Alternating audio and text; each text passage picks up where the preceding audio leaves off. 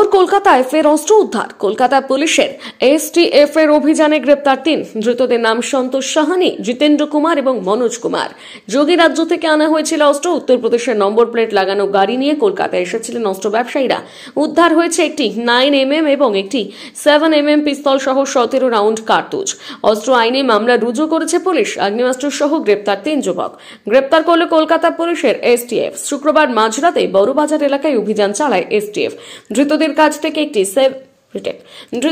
থেকে একটি 9mm পিস্তল, একটি 7mm পিস্তল, 17 রাউন্ড গুলি এবং একটি গাড়ি বাজেয়াপ্ত হয়েছে। আজ শনিবার ধৃতদের আদালতে পেশ করা হবে। ধৃত 3 যুবকের বিরুদ্ধে এসটিএফ থানায় অস্ত্র আইনে মামলা রুজু করেছে কলকাতা পুলিশ।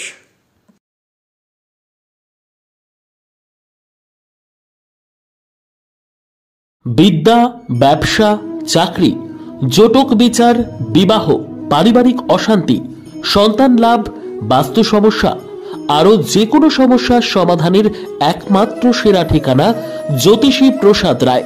আর দেরি না করে আজই চলে আসুন প্রসাদ রায়ের কাছে। আমাদের ঠিকানা RC80 Bengal Ambuja city centre, Durgapur 16, near Jorhat rotary. Phone নম্বর 7407250555 অথবা 9064620444।